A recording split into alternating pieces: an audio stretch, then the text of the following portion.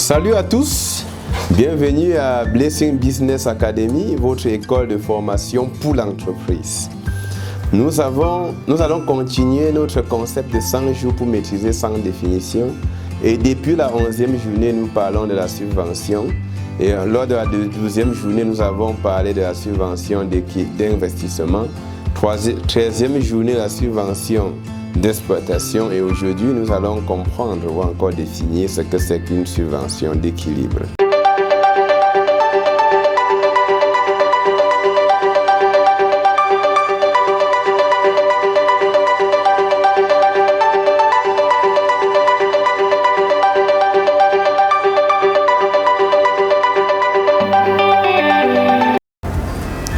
Salut à tous, bienvenue à Blessing Business Academy, votre école de formation pour l'entreprise. Nous allons continuer notre concept de 100 jours pour maîtriser 100 définitions. Et depuis la 11e journée, nous parlons de la subvention. Et lors de la 12e journée, nous avons parlé de la subvention d'investissement. 13e journée, la subvention d'exploitation. Et aujourd'hui, nous allons comprendre ou encore définir ce que c'est qu'une subvention d'équilibre. Alors, comme nous l'avons dit à la 11e journée, dans les typologies des subventions, on avait les subventions d'investissement, d'exploitation et les subventions d'équilibre. Les subventions d'équilibre, contrairement aux autres, n'est-ce pas, sont des subventions qui sont versées aux personnes pour justement compenser les pertes liées à l'absence d'aide. Ça veut dire que ce sont les entreprises qui ont subi des pertes en absence d'aide qui bénéficient généralement des subventions d'équilibre. Ces subventions d'équilibre constituent des produits hors activité ordinaire pour l'entreprise, puisqu'il s'est comptabilisé au compte 8P, le 88.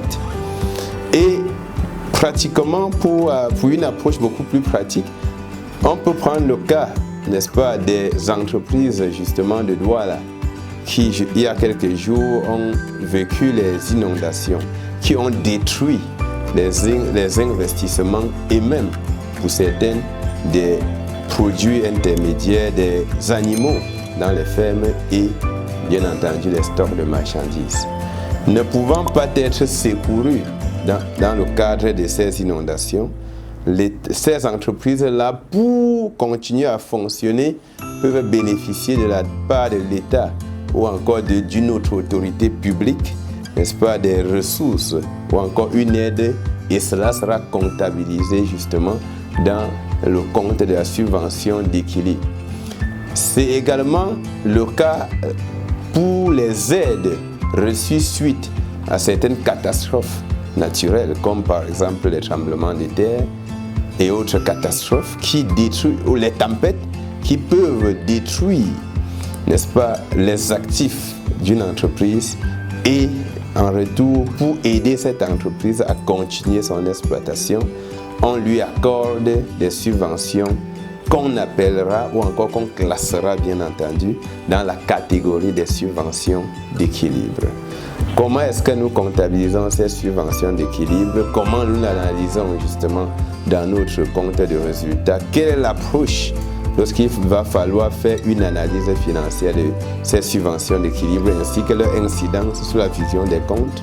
Vous ferez justement cela dans le cadre des cours de comptabilité financière à Blessing Business Academy et également justement dans les cours d'analyse financière, d'ingénierie financière dans la même école Blessing Business Academy. Merci pour votre écoute en cette 14e journée et à très bientôt pour la 15e journée où nous allons aborder la 15e définition. D'ici à là, prenez soin des vôtres et profitez également des vôtres.